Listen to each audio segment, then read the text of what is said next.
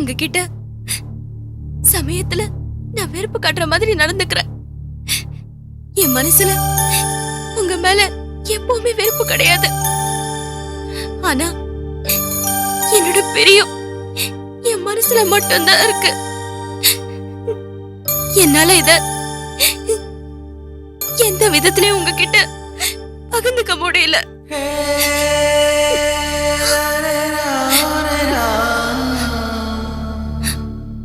நான் சொல்றது உங்களுக்கு புரியுதா? புரியுது விஜய். உன்னால ஏன் எல்லா விஷயங்களும் என்கிட்ட பகிர்ந்துக்க முடியல? ஏன் நீ முழுசா எனக்கு அது என்ன தடை? அதான் எனக்கு புரியல விஜய்.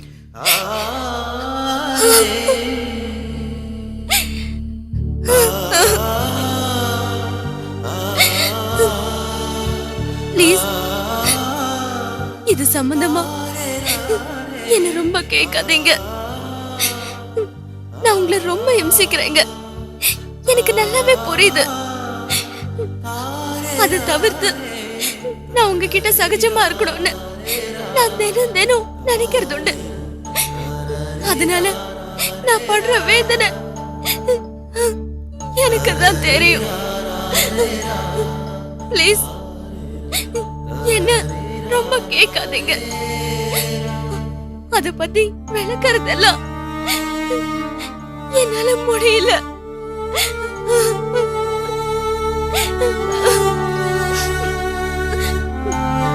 ஆனா உங்க மேல எனக்கு அன்பு, அக்கறை, பாசம் எல்லாமே இருக்கு. அது என்னால மறுக்க முடியாது, மாத்தவும் முடியாது. விஜய், இதுக்கே அழுகுற? புருஷன் பொண்டாட்டி உறவுங்கிறது வெறும் உடம்ப மட்டும் வச்சுதானா? இப்ப நீ சொன்ன மாதிரி அன்பு, அக்கறை, பாசம் இது எல்லாமே நம்ம கிட்ட நிறைய இருக்கு.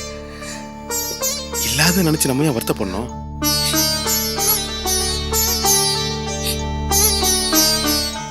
இருக்கிற ஒரே ஒரு மைனஸ் பாயிண்ட்டுக்காக, ஒரே ஒரு குறைக்காக நம்ம கிட்ட இருக்கிற நல்ல விஷயங்கள்லாம் ஏன் இழக்கணும்? விஜய், இதை தவிர நம்ம ரெண்டு பேருக்குள்ள எவ்வளவோ அருமையான விஷயங்கள்லாம் இருக்கு. அது போதும். இப்ப இது தேவையில்லை. அதெல்லாம் மறந்துடு விஜய். சரி விஜய், நான் உங்ககிட்ட பிராங்கா பேசுறேன். உனக்கு என்ன பிரச்சனை?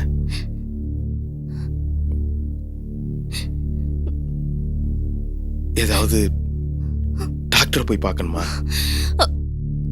இல்ல, என்கிட்ட சொல்ல முடியாத அளவுல உடல் ரீதியா சில பிரச்சனைகள் இருக்கலாம். அதான் டாக்டர்கிட்ட போகணுமான்னு கேட்டேன்.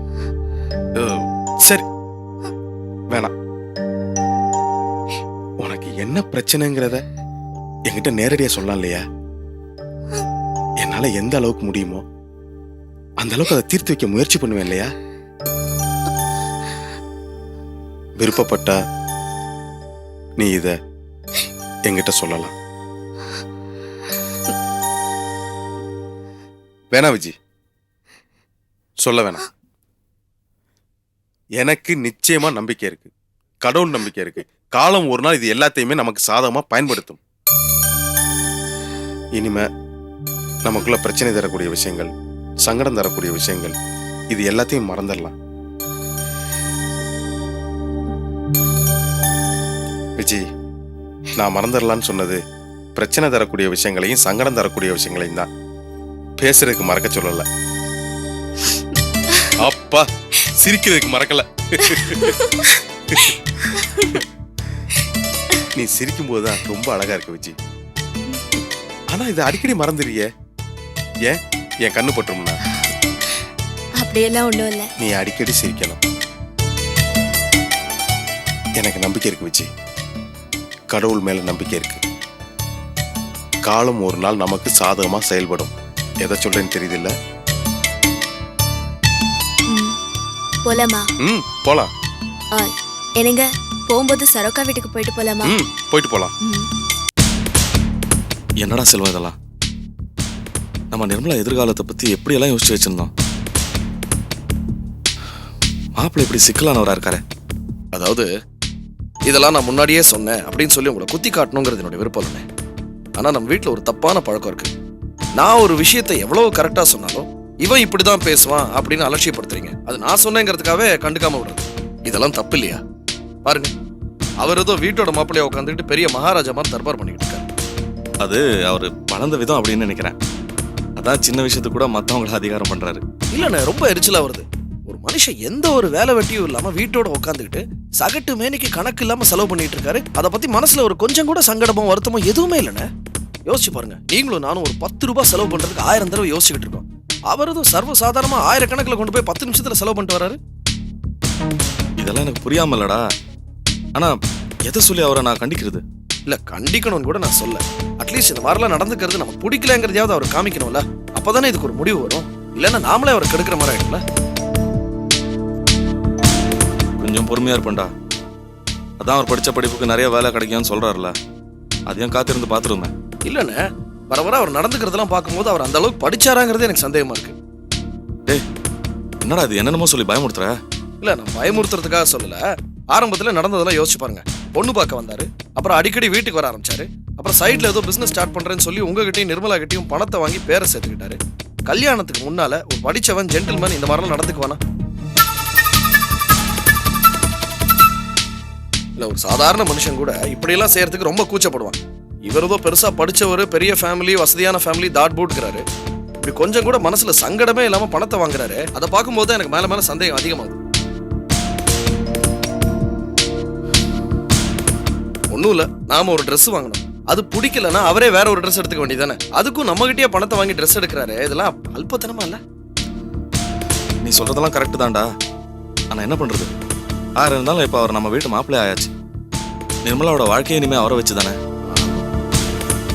இதை பாடுறா, கோவப்பட்டோ உணர்ச்சி வசப்பட்டோ நம்ம எதையும் செய்யக்கூடாது. இல்லைன்னா பிரச்சனை நம்ம நிர்மலாவை தான் பாதிக்கும். கொஞ்சம் பொறுமையா இருப்பேன்டா. மாப்பிள்ளைய அவரோட போக்கிலேயே விட்டு பிடிப்போம். முரண்டு பிடிச்சோம், நஷ்டம் நமக்கு தான்டா. விடுங்க, வேலையில போறத எடுத்து நம்மளே விட்டுக்கிட்டாச்சு. நீங்க என்ன பண்ண முடியும்?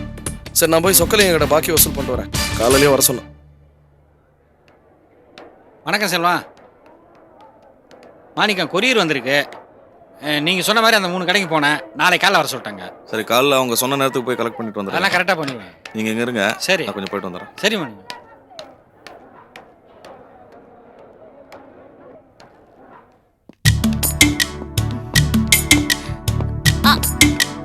அக்கா, வீட்ல யார் இருக்கா? அக்கா,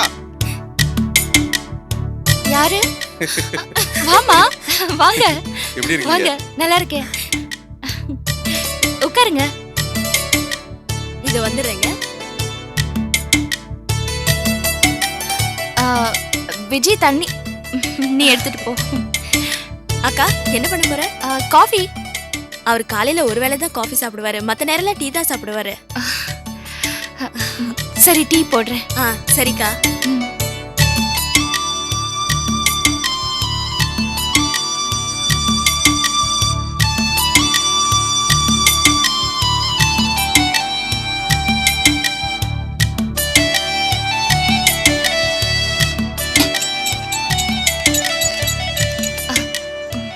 விஜய், நீ போய் அங்கேயே உட்காரு, நான் டீ எடுத்துட்டு வரேன். சரிக்கா.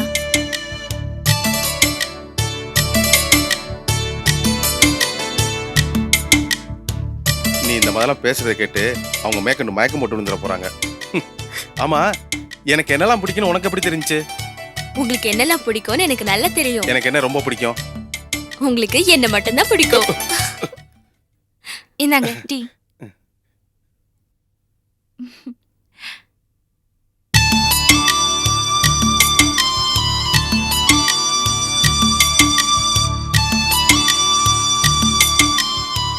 என்னக்கா எங்களையே அப்படி ஒத்து பாக்குற? விஜி, இன்னைக்கு நீ ரொம்ப தெளிவா இருக்க. உன் முகத்துல ஒரு பிரகாசம் தெரியுது. என்னக்கா நீ? உண்மையதான் சொல்றேன் விஜி. எப்பவுமே உன் முகத்துல ஒரு குழப்பம் இருக்கும், ஆனா இன்னைக்கு அப்படி இல்ல. எந்த சஞ்சலமும் இல்லாம ரொம்ப தெளிவா இருக்கு. எப்படிங்க இது? பயங்கரமான கண்டுபிடிப்பா இருக்கே. சைக்காலஜி எதுவும் படிச்சிருக்கீங்களா? சைக்காரிஸ்ட் டாக்டர் மாதிரியே பேசுறீங்க. இதுக்கெல்லாம் சைக்காலஜி படிக்கணும்னு ஒண்ணு தேவையே இல்ல கோபி. பொண்ணுங்கெல்லாம் ரொம்ப ஷார்ப்பு. ஒருத்தர் ஒருத்தர் முகத்தை பார்த்தாலே அவங்க என்ன நினைக்கிறாங்கன்னு எங்களால கண்டுபிடிச்சிட முடியும். நிஜமாவா சொல்றீங்க? ஆமா. அப்புறம் ஏங்க தேவையில்லாம ஆம்பளை இந்த படிப்பை படிச்சுட்டு மனதத்துவ நிபுணரா இருக்கணும்? இந்த வேலையை பொம்பளைக்குன்னு ஒதுக்கலாம் இல்லையா? ஒதுக்கிடலாம். பொம்பளைங்க நாங்களாம் மத்த வேலை செய்யறோம், ஆம்பளைங்க நீங்க சமையல் வேலை செய்யுங்க. தாராளமா பண்ணலாம். ஆமா ஆம்பளைங்க சமைச்சிட்டாலும். என்னங்க அப்படி சொல்லிட்டீங்க? இப்ப ஹோட்டலுக்கு போறீங்க, அங்க சமைக்கிறது யாரு? பொம்பளைங்களா ஆம்பளைங்க? அந்த காலத்தை எடுத்துங்க. நகுலன் பீமெல்லாம் சமையல்ல கொடி கட்டி பிறந்தவங்க. விஜி, நாளையில இருந்து நீ என்ன பண்ற, வாரம் ஒரு நாள் சமையலுக்கு லீவ் போட்டுரு. உன் வீட்டுக்காரர் சமைக்கட்டும். ஐயோ பாவங்க அவரு. இதுதான் பொம்பளைங்க ப்ராப்ளமே. பாவம் அவரா. என்னைக்காவது ஆம்பளைங்க பாவாவன்னு சொல்லிருக்காங்களா? மத்தவங்க எப்படியோ, ஆனா நீங்க சொல்ற மாதிரி ஆளு இவர் கிடையாது.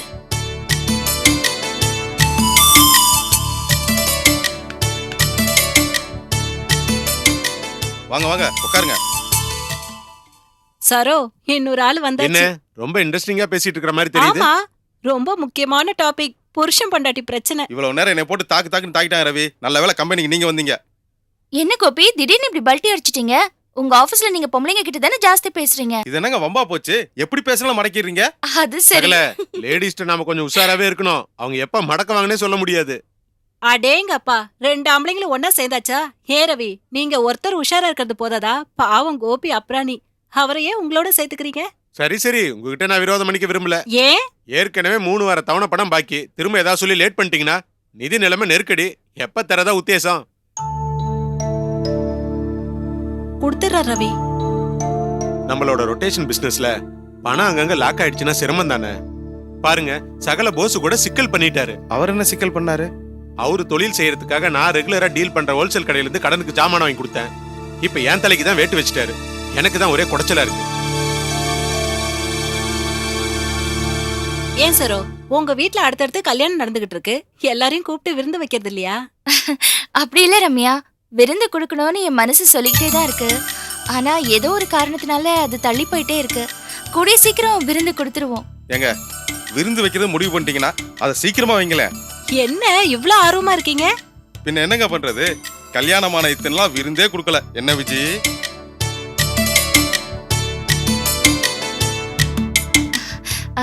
சரி, விருந்து எப்ப வைக்கிறோம்னு நாங்க சொல்லி அனுப்புறோம். நீங்க 2 பேரும் கண்டிப்பா வரணும். என்ன ரவி? அதனால என்ன வந்துட்டா போகுது. அப்ப நான் கிளம்புறேன். என்னங்க அதுக்குள்ள கிளம்பிட்டீங்க? வேலை இருக்கு. இருங்க, டீ சாப்பிட்டு போலாமே. இல்ல நீ இந்த மாதிரி கலெக்ஷன்லாம் வெளியில நிறைய நிக்குது. ஒரு ரவுண்டு போனாதான் இந்த வாரம் சமாளிக்க முடியும். நான் கிளம்புறேன். சரிங்க, நாங்களும் அப்படியே கிளம்புறோம். ஐயோ, என்ன அதுக்குள்ள? மதியானம் இருந்து சாப்பிட்டுட்டு தான் இல்லைங்க, போணும். நிறைய வேலை இருக்கு, கிளம்பணும். இல்ல இருந்து சாப்பிட்டுட்டு தான் போணும். என்ன சரோ, நீ கம்பல் பண்றத பார்த்தா விருந்த இன்னைக்கே முடிச்சிருவ போல இருக்கு. இல்லைங்க, நிஜமாவே நிறைய வேலை இருக்கு, கிளம்புறோம். சரி கோபி, நீங்க வேணா கிளம்புங்க. நான் விஜய் அப்புறமா அனுப்புறேன். இல்ல நீங்க கூட்டிட்டே போங்க. வரேங்க. ரொம்ப தேங்க்ஸ்ங்க விருந்தை ஞாபகப்படுத்தினதுக்கு.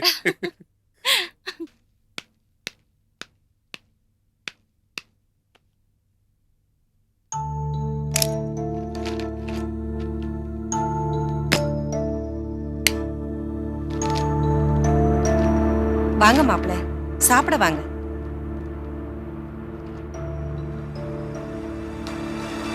நிர்மலா, மத்த வேலையெல்லாம் பொறுமையா பாத்துக்கலாம். முதல்ல மாப்பிள்ளைய சாப்பிட சொல்லுமா. என்னது, நான் வரதே சாப்பிடத்தான் நினைச்சிட்டீங்களா?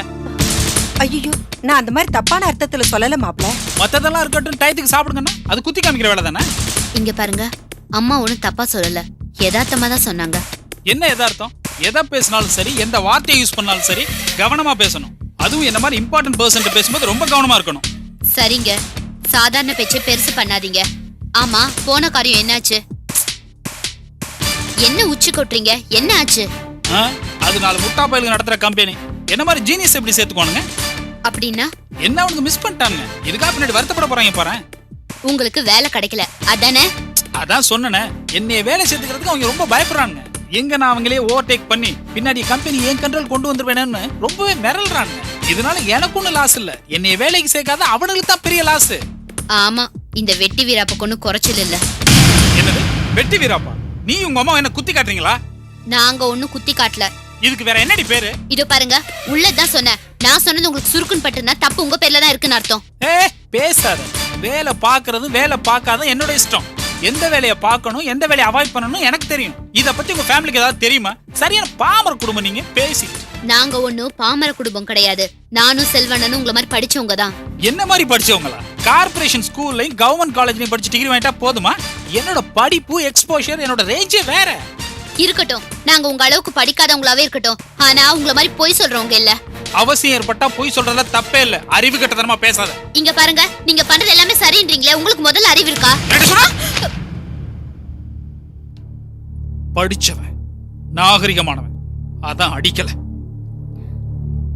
காசு பணத்தை கணக்கு பார்க்காம என் பிள்ளைய கட்டி கொடுத்தது இப்படி அடி உத வாங்கறதுக்கு தானா?